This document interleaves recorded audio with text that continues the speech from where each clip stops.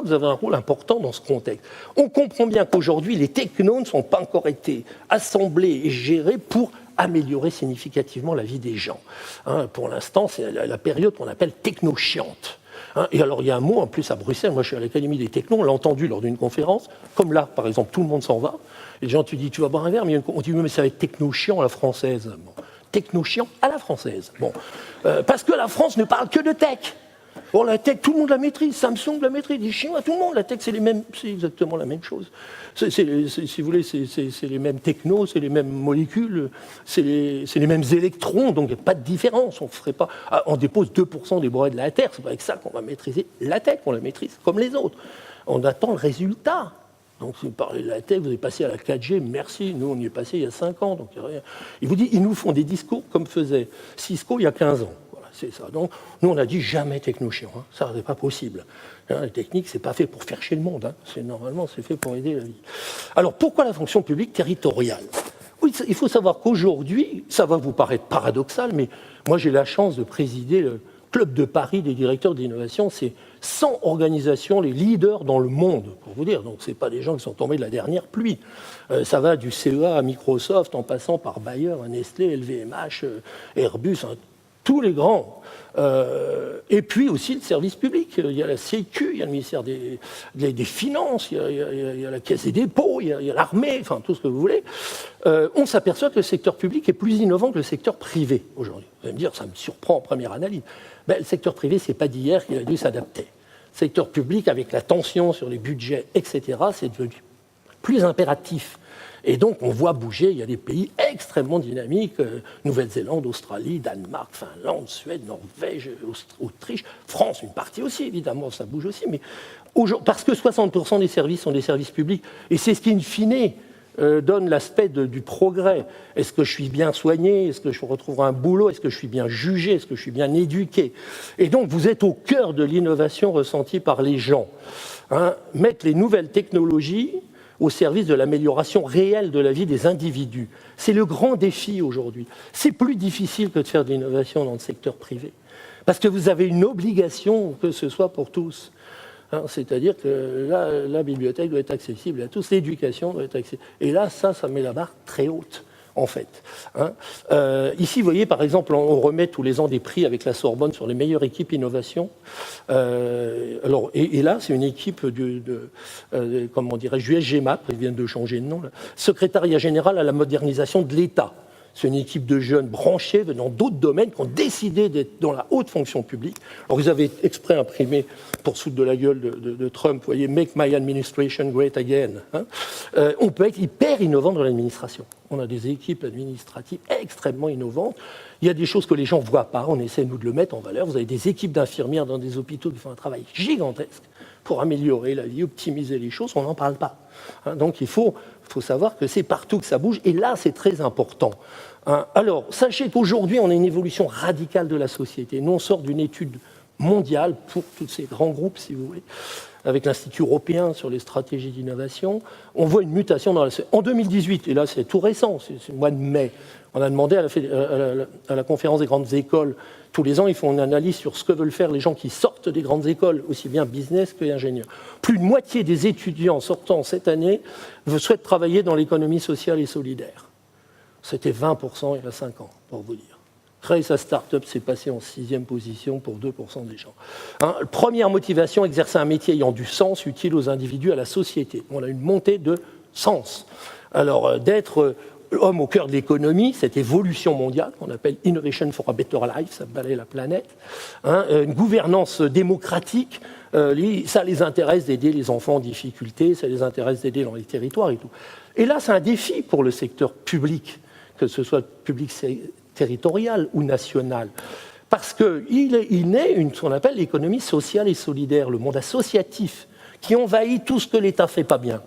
Alors, toutes les grandes périodes d'innovation sont marquées par cela. La belle époque n'a été la belle époque que parce qu'il y a eu les coopératives, les fédérations, les associations, et les associations de loi de 1901. Quand elle est autorisée en 1901, les gens ne se rappellent plus, mais des journaux avaient titré « Un coup de poignard dans le dos de l'État ». Bon. Pourquoi ? On autorise aux gens de faire ce qu'ils veulent dans une assoce qui ne payait pas d'impôts. de l'éducation, de la santé, des transports, tout ce que vous voulez, alors que c'est le rôle de l'État, merde, d'assurer l'éducation, les transports et tout. Et donc le monde, la société, pas contente qu'on a vu, elle s'organise, elle prend l'initiative. Si ceux qui sont chargés de l'apprendre ne l'apprennent pas, ils l'apprendront à leur place. Et donc c'est un vrai défi. Vous êtes dépositaire de l'économie sociale et solidaire, puisque c'est de l'intérêt général. C'est ça la politique, c'est gestion de l'intérêt général dans la cité. Si on reste sur des vieux schémas et puis qu'on se dit, bon, tout le monde n'accède pas totalement à tout, mais bon, ça va dans le bon sens quand même, la société devient, dans ces périodes-là, on dit qu'on est passé du cool au woke. Cool, c'est cool, c'était depuis 68, cool. Les femmes, ça s'améliore quand même, merde, cool, ça vient.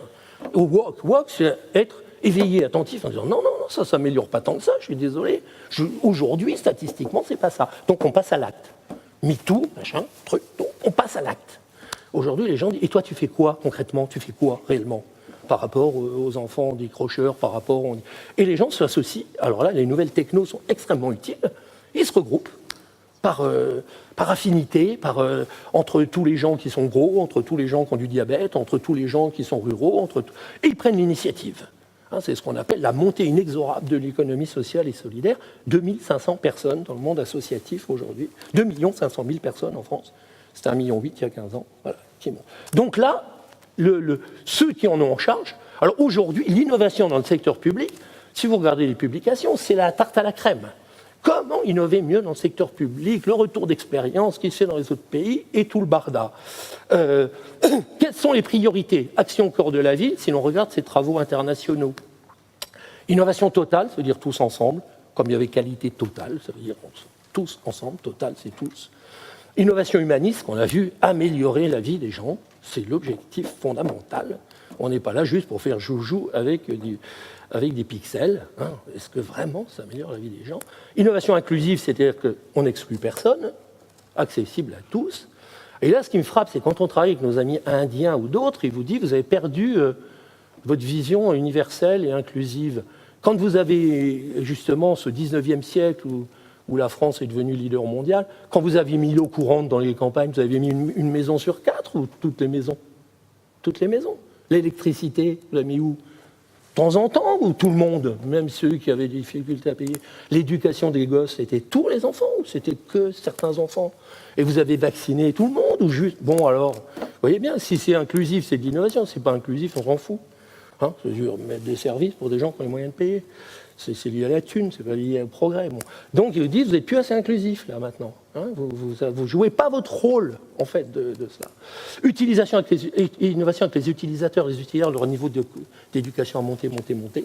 Aujourd'hui, le niveau moyen de quelqu'un pour qui on innove est à peu près celui de celui qui innove pour lui. C'est plus moi, j'ai fait l'école des mines, toi, tu es Madame Michu, c'est fini ça. Niveau moyen d'éducation d'une femme en France, c'est bac plus 2. Vous voyez, homme, c'est un peu moins.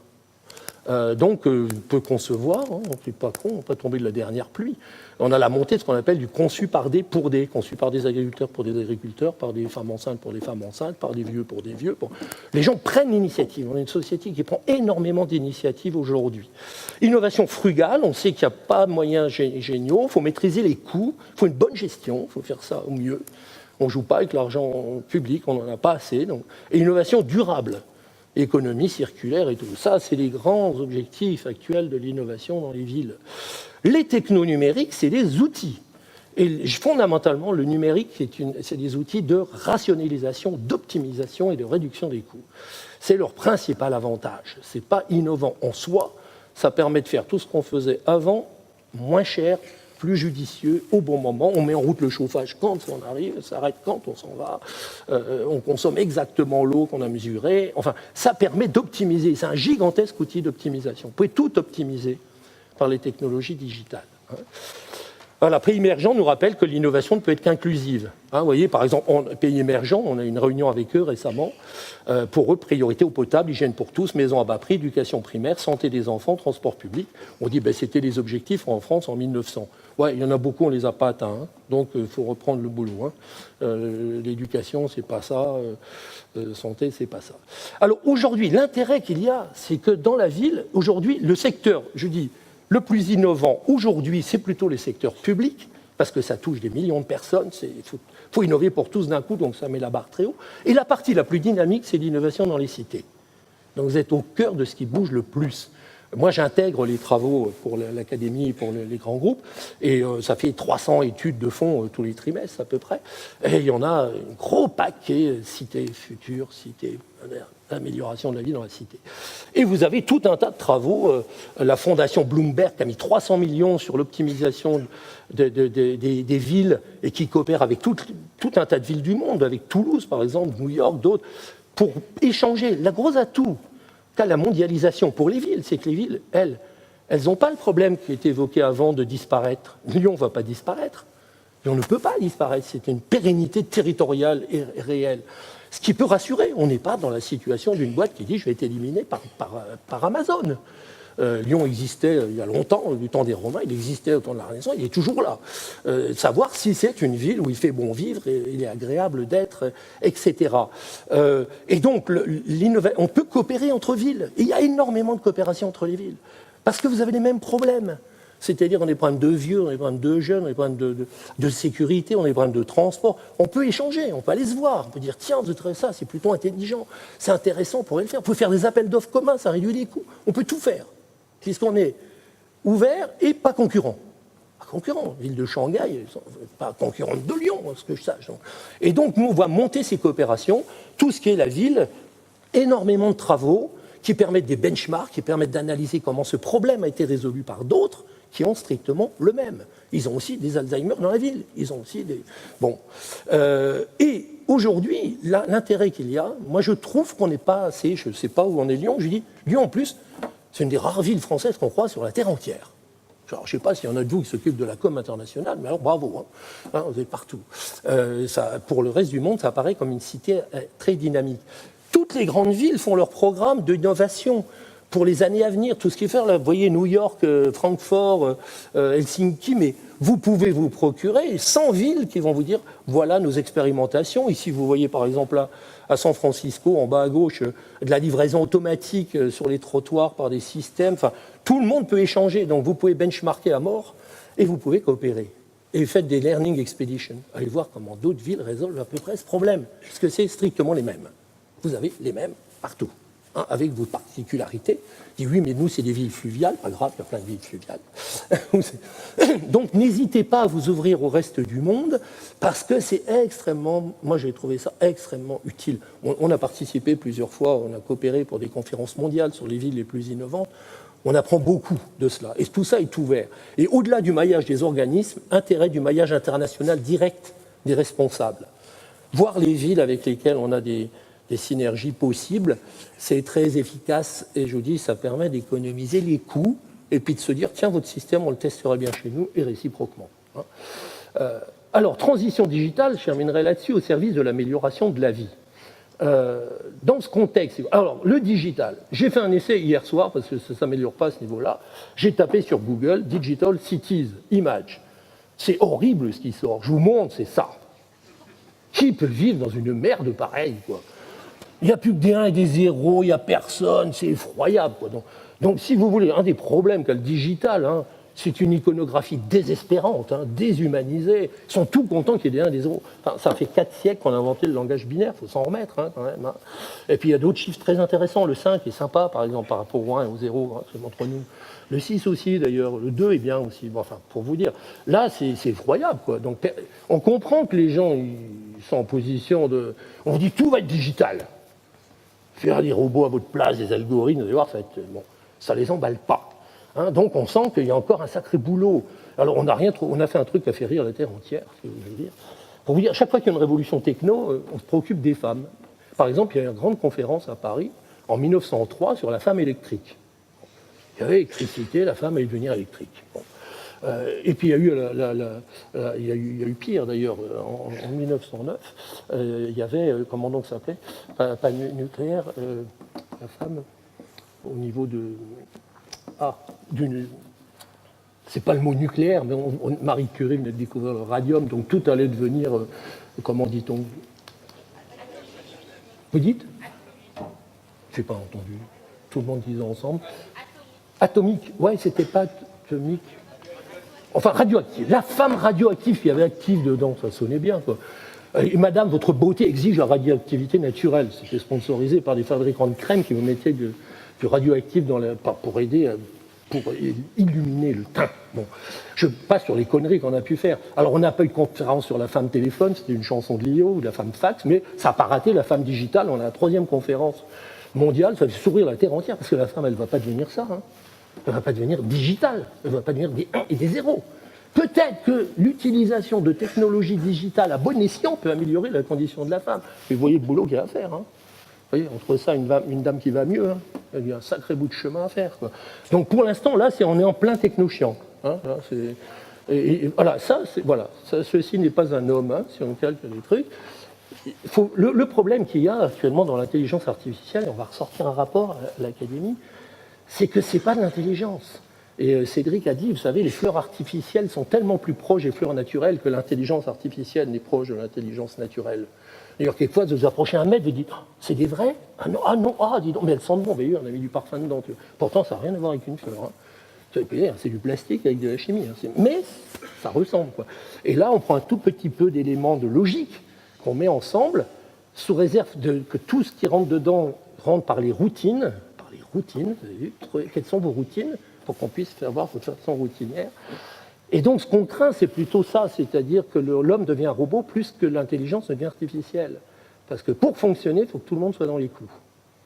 Là, on a 400, 500 variables qui caractérisent un homme. Les systèmes, les algorithmes, on utilise 30, 25 même, ça suffit. T'es grand, t'es petit, t'es gros. Le reste, on s'en fout un peu. Quoi. Tes désirs, tes rêves, tout ça, on t'en tamponne. Quoi. On va te dire ce que tu as besoin. Et par exemple, Lénine avait vu ça, à son époque, il avait dit, on a fait une connerie avec le socialisme, on a dit chacun selon ses besoins, on aurait dû mettre à chacun selon ses désirs. Parce que vos besoins, ils peuvent être définis par d'autres. On dit, foyer moderne, il a besoin de 40 mètres carrés, il a besoin de 3000 calories, il a besoin de tel niveau d'éducation et tout. Vos désirs, c'est les fous qui pouvaient le dire. Il dit, moi, peut-être, mais moi, j'aime un piano, j'aime la musique. C'est comme ça.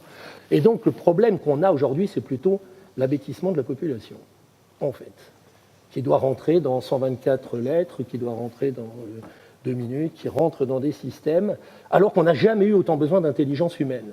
Et c'est pas de même nature. Alors ici, regardez, c'est une enquête récente, Opinionway, puisqu'on a un ministre du numérique, on va écouter, qui dit, alors, les innovations numériques. Vous dites, à quoi pensez-vous quand vous entendez parler d'innovation numérique ? Les gens vous disent, en haut, outils technologiques plus performants, une nouvelle technologie, recherche-développement, donc techno, et tout en bas, vous avez plaisir et bien-être, nouveau design, produit réellement utile. Donc pour l'instant, ça accroche moyen. Parce que, et c'est vrai, puisque même les plus grands nous disent, on l'utilise surtout pour nous, pour optimiser une prise de commande par le net, ça coûte beaucoup moins cher, ils n'ont pas à faire chier avec quelqu'un au téléphone qui raconte sa vie. Quoi. Il rentre dedans, c'est dur, il se trompe, tant pis pour lui. Hein, c'est pas... Mais nous, ça tourne. Quoi. Et donc, vous êtes dans le même cas, c'est très facile à utiliser pour se simplifier la vie et pas être emmerdé par les gens, en gros. Et les gens nous disent, mais les vieilles, on les connaît, on a 500 variables sur elles, il n'y a pas besoin d'aller dans les hospices pour les écouter. On les connaît mieux qu'elles. On sait ce qu'elles mangent, on sait qu'elles boivent, on sait si elle a un chien. Bref, donc voilà, le risque qu'il y a, c'est d'utiliser le digital pour ce qu'il a de pire. Et de faire effectivement du Big Brother plutôt que du Big Data utile. Alors quand vous mettez Smart Cities, vous voyez, alors c'est marrant parce que Digital City, c'est toujours la nuit. Parce que c'est beau, alors je veux dire à Lyon, on comprend que c'est plus beau la nuit avec des lumières. C'est pas à vous que je vais apprendre ça. Parce que même des trucs moches paraissent beaux la nuit avec les lumières. Vous voyez, par exemple, l'Opéra de Paris, le nouveau, pas l'Opéra Garnier, il est moche. Mais la nuit est beau parce que c'est des lumières. Il y a des effets lumineux. Vous voyez, c'est toujours la nuit. Digital, c'est la nuit. Quand vous dites smart, alors c'est le mot, si vous n'avez pas quoi dire, en disant mais digital, mais pour les gens ça ne veut rien dire, alors on met smart. Alors smart, déjà, c'est plein jour. Enfin, moitié jour, moitié nuit, déjà. Hein, je regarde. Voilà, d'un côté, bon, la nuit, on garde les mêmes paysages, et puis on met des connexions. La smart, c'est la connexion. Donc tout est connecté. Hein. Quelquefois, j'ai un gamin qui est ado, je lui dis, pense à rester connecté ce week-end. C'est le seul truc qu'il fera, je sais, mais je blague là-dessus. Surtout, reste connecté. On ne sait jamais ce qui pourra arriver, tu vois. Hein, donc c'est la connexion, c'est-à-dire que c'est une vision qui est encore très techno, vision très technique. Je connecte.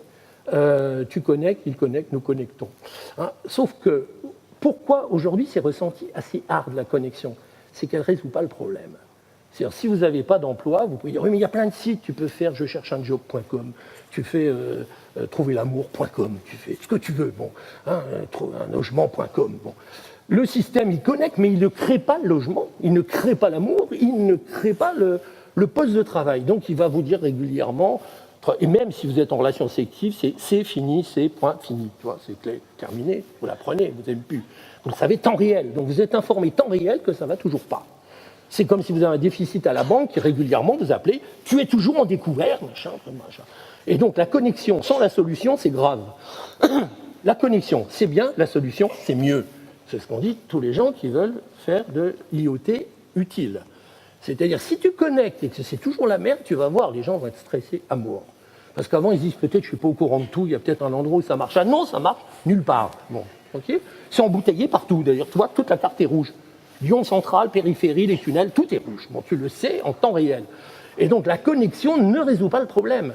Il faut bien le savoir. Normalement, elle a pour but d'apporter, de faciliter la solution. Alors, elle la facilite d'une certaine façon. On sait que, quand je disais, ça optimise. Vous dites, ah, mais avec le covoiturage, au lieu qu'il y ait 1,6 personnes en moyenne par voiture, je mets en connexion, on va monter à 2,4. Très bien, ça permet, avec la pénurie d'existants, de fonctionner mieux. Et les bus, il saura quand arrive le prochain et le suivant. C'est comme s'ils ne vont pas monter comme des bêtes. L'autre, il vient dans 2 minutes. Moi, j'ai un peu le temps. L'autre, il est très pressé. Il monte. Donc, c'est de la régulation. Mais sauf qu'on arrive aux limites, figurez-vous. C'est-à-dire qu'à un moment, il faut quand même recréer des emplois. Il faut rebâtir des logements si on veut loger les gens. Donc, voilà. En ce moment, on a cette tension. On connecte partout. Alors, c'est joli comme ça. Tout est connecté. Sauf que la solution, le digital ne vide pas les poubelles. Voilà, juste pour ça. Il faut qu'il y en ait qui se les coltinent pour les vider. Bon. Hein, il ne fait pas l'économie circulaire. Il ne transporte pas physiquement quelqu'un d'un endroit à un autre. Il faut des trains, des voitures, des choses électriques ou pas électriques. Donc. Et on arrive à le maximum, on a calculé avec les plus grands instituts dans le monde, l'économie digitale, elle est partie de rien il y a 15 ans, elle va monter à environ 20% de l'activité. Ensuite, elle va se dissoudre dans la société. Comme on a vu l'économie électrique, tout est électrique, plus personne ne parle d'économie électrique. Et donc après, le fait qu'il y ait une partie virtuelle, truc, sera naturel. Alors c'est beaucoup 20%, c'est énorme, mais il reste 80%. Et les gens, c'est le 80% qui ressentent. Est-ce qu'ils mangent bien? Est-ce que c'est un voyage agréable? Est-ce qu'ils ont un logement clair, fonctionnel et autres? Est-ce qu'ils sont bien transportés? Voilà. Donc, voilà, il faut penser que le digital va mettre... Alors aujourd'hui, si vous voulez, si vous n'avez pas d'imagination, vous dites, bon, digital, ça passe pas trop. Les gens ne comprennent pas ce que ça veut dire, qu'ils croient que c'est les doigts en plus. Numérique, ils disent, oui, mais c'est des chiffres, j'étais pas bon en maths, donc ça passe pas au niveau de la com. Vous mettez smart. Alors, smart, c'est bien. C'est un mot anglais. C'est pas traductible réellement. Et on peut dire, oui, mais c'est fin, subtil, bien fait, élégant, économie de moyens, et puis intelligent. Alors vous dites, ça va faire quoi? Ben, ça fera du smart retail, du smart mobility, du smart health, du smart government, du smart tout. Vous n'avez pas inventé d'un poil. Hein. Vous dites aux gens, tout va être smart. Dis, oui, mais on aura le terminus du tramway chez nous, il va être smart. Non, mais je vous blague un petit peu, c'est-à-dire qu'on n'a pas été jusqu'au bout du boulot. Quoi, hein. Ça, alors vous dites, ah non, il faut aller plus loin, alors vous mettez intelligent. Alors, c'est pas, alors vous voyez pareil, alors c'était intelligente, énergie intelligente, mobilité intelligente, technologie intelligente, machin. Alors voilà, c'est vrai, infrastructure intelligente, et tout est devenu intelligent. Or, c'est fou, un radiateur ne sera jamais intelligent. Il faut bien l'accepter, une poubelle ne sera jamais intelligente. Pas se laisser emmerder par son radiateur non plus. Bon, il va avoir des automatismes. Et les algorithmes, on a les plus grands spécialistes des algorithmes à l'académie. Ils vous disent, si vous saviez comme c'est con, vous ne fantasmeriez pas dessus. Hein, mais bon, c'est-à-dire que... Et on a vu quand la petite boîte, tu as eu un prix pour le radiateur intelligent, qui... Je passe sur le... Je ne savais pas que ça existait depuis longtemps, beaucoup mieux, mais enfin, ils sont passés à la télé, ils ont eu un prix. On dit, mais c'est pratique, vous rentrez dans la pièce, il se met en route. Ben oui, il y a un capteur qui voit que ça bouge. Merci, c'est un capteur. Bon. Et puis il dit, si par exemple vous ouvrez la fenêtre pour pas plutôt qu'il va s'arrêter tout seul, parce qu'il constate qu'il y a une chute de température rapide. Bien, c'est un autre capteur, tu vois. Et l'autre dit, mais ça existe depuis longtemps. Il dit, oui, mais il est intelligent. C'est-à-dire qu'il stocke les données. Et il s'aperçoit que tous les semaines, le week-end, vous n'êtes souvent pas là, que ça baisse, donc il anticipe. Et puis il va recharger avant pour être moins cher. L'autre il dit oui, mais ça c'est l'été, quand je peux blé l'hiver, moi je reste plutôt à Paris parce que je vais voir des spectacles. Et vous savez ce qu'a répondu le mec qui a écrit, il dit, il faut quand même une vie assez régulière. On va se faire chier par votre radiateur qui va dire que tu ne vas pas au théâtre ce soir. Non mais réfléchissez 2 secondes, quoi. Et puis en plus, l'intelligence se définit scientifiquement comme étant quand on quitte l'automatisme. C'est tout ce qui n'est pas automatique, fut-il algorithmique, basé sur de la data, de la série, de la routine, et ce que vous voulez. Et on le voit maintenant, on veut contrôler les personnes âgées avec de l'intelligence artificielle, parce qu'on a un taux d'encadrement dans les EHPAD d'1,2 personnes pour un vieux malade. Avec, vous vous rendez compte, 1,2, parce qu'il y a les congés, etc. Donc on a dit, c'est pas possible, puisqu'après on en aura tellement. Toutes les jeunes filles seraient utilisées juste à s'occuper de vieux, ils ont de choses à faire. Bon. Et donc on va mettre des capteurs, on sait s'il est tombé, s'il est assis, s'il bouge pas, s'il est assis devant la télé, s'il est allongé, etc. Et donc, mais on ramène, on a été effrayés en voyant le système qui voulait être vendu à un EHPAD. On a dit au mec, mais votre capteur, mais accrochez-le sur la queue du chat et faites-le barrer. Les gens diront, oh, il est monté dans un arbre, il a passé la nuit au grenier, on ne sait pas pourquoi. Reprenez votre liberté, parce que vous allez être coincé comme pas possible. Bon. Donc faites attention, c'est ni smart ni intelligent. Ça, c'est en attendant de trouver ce que ça peut être. Et là, pour les gens, ça doit être devenu très concret, c'est-à-dire on s'engage sur une réduction à moins d'1 heure du taux d'attente. Et à 10 minutes pour les services publics, pour la bibliothèque, pour d'autres choses. Et c'est un enjeu clé, hein. Il va falloir capter, mesurer, etc. Eux, ce qui va compter, c'est l'amélioration de leur vie. Et il faut voir la ville comme un living lab. Est-ce que vraiment c'était plus agréable de voyager sur cette ligne-là? Est-ce qu'on a amélioré les problèmes rencontrés? Et là, il y a encore beaucoup de boulot qui peut ne se faire qu'en connexion avec les gens. Parce qu'au niveau des plateformes, je ne vais pas vous faire un descriptif. Ici, vous avez ce qu'on appelle une Smart City Platform. 25 services de base. Mais vous pouvez monter à 100. Tout est faisable aujourd'hui. Sachez que les technologies digitales, elles sont extrêmement banalisées aujourd'hui. On dit, nous, que c'est une commodity. C'est-à-dire que tout l'essentiel est là. Et ça a été testé, il y a du retour d'expérience. On a utilisé 500 fois. Et quelquefois, nous, on va dans des villes ou des assos, ou même des boîtes, des gens qui font des POC. Des POC, vous connaissez, Proof of Concept. Mais le concept, il est prouvé depuis 20 ans, bonhomme. Réveille-toi. Utilise-le le moins cher possible, le plus efficace pour les gens. On ne va pas inventer la poudre. Hein, c'est pas parce qu'on est passé à l'époque de l'électricité que tu as besoin de construire une centrale qui branche au courant. Bref. Et donc là, on est en sous-utilisation des technologies digitales parce que généralement, on ne sait pas tellement à quoi l'utiliser. Et on a un taux d'efficacité des plateformes digitales qui n'est pas bon. Tout peut être optimisé. Alors je vous prends un exemple, j'ai pris à Lyon. Ce n'est pas parce que je n'ai là, mais assez souvent, ça a été présenté par différentes sociétés comme étant le must. Hein, c'est-à-dire la salle Hublot à Lyon, système supervision, suit le temps réel, le réseau d'eau de la ville. Je ne sais pas s'il y en a qui connaissent chez vous. Hein, 600 balises molédrues, 5500 sondes et l'utilisation de Street View de Google Maps, c'est considéré comme un système dans les plus innovants. Ça fait 10 ans que ça tourne. Donc ça, optimiser les flux dans la ville, mais c'est le cas optimal pour le digital.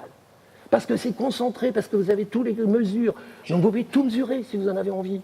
Vous pouvez optimiser l'utilisation des parkings.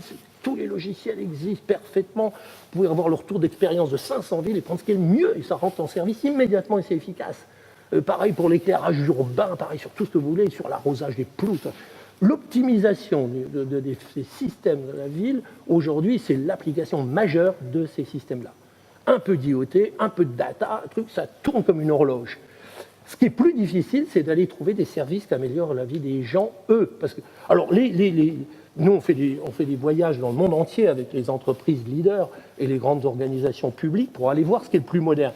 Il y a l'explosion du marché du city management. Beaucoup de villes se sont équipées d'équipements à tomber par terre. Là, c'est à Rio. Alors Rio, puis il y a de quoi faire, hein, parce qu'il y a de l'agression. C'est une ville, bon, il se passe des choses, si vous voulez, où vous avez la captation de tout. Hein, avec une immense salle de contrôle de la ville.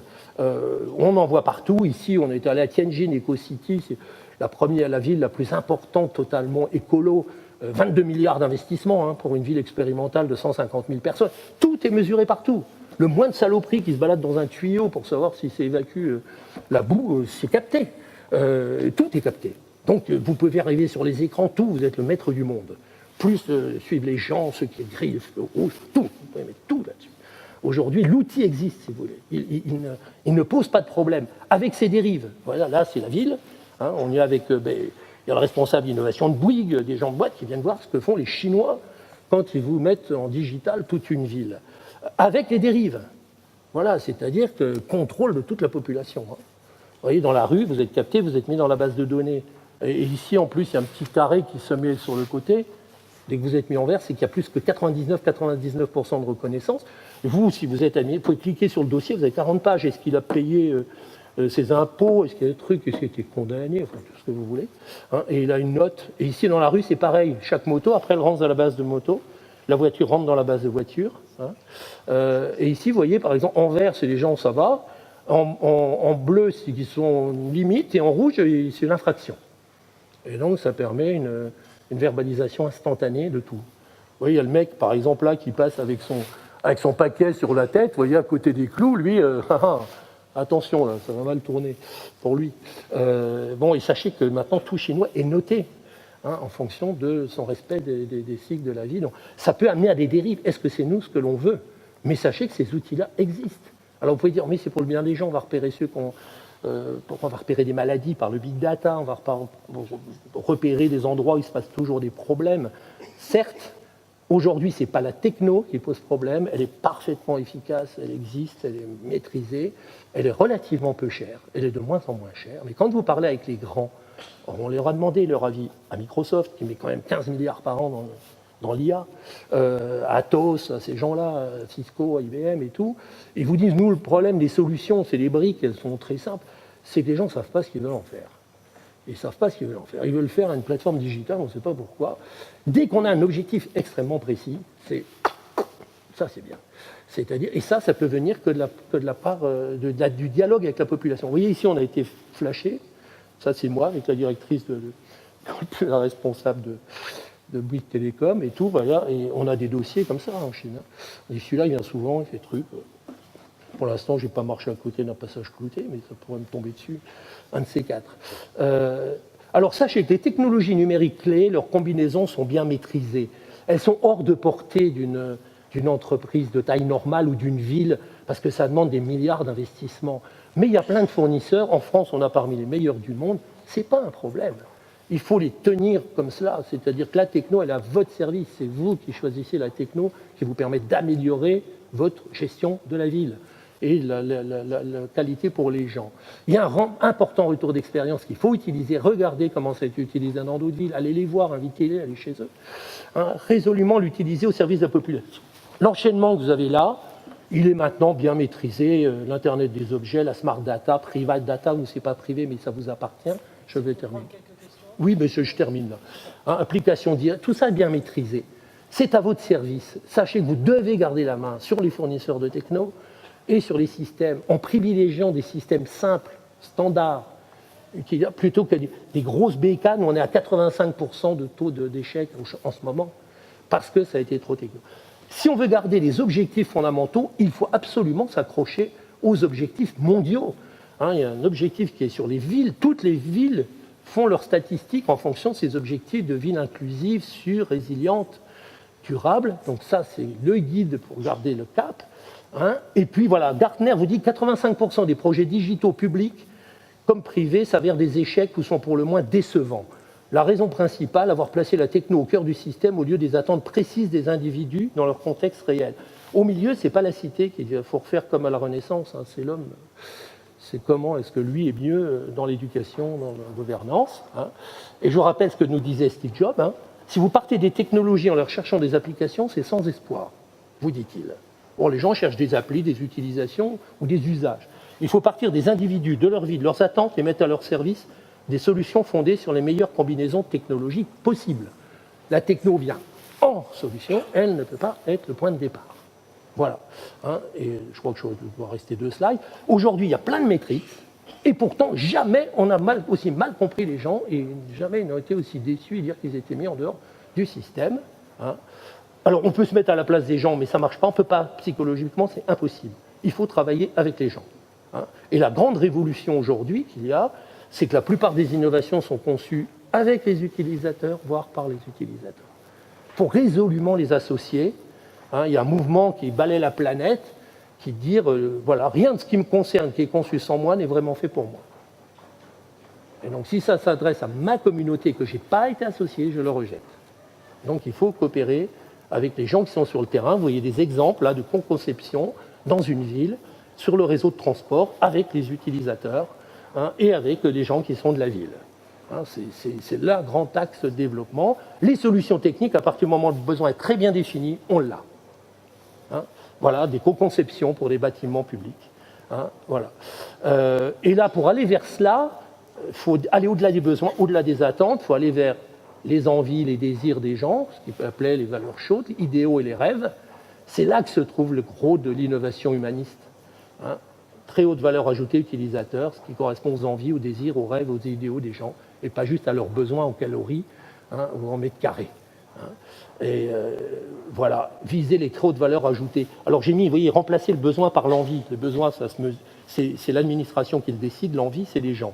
Et je finirai sur ça, c'est une chanson de Balavoine qui pourra un jour remplacer les besoins par l'envie. C'est la partie la plus difficile. C'est ça l'innovation humaniste, c'est remplacer les besoins par l'envie pour un monde. Merci de votre attention. C'était pour vous détendre avant la pause repas.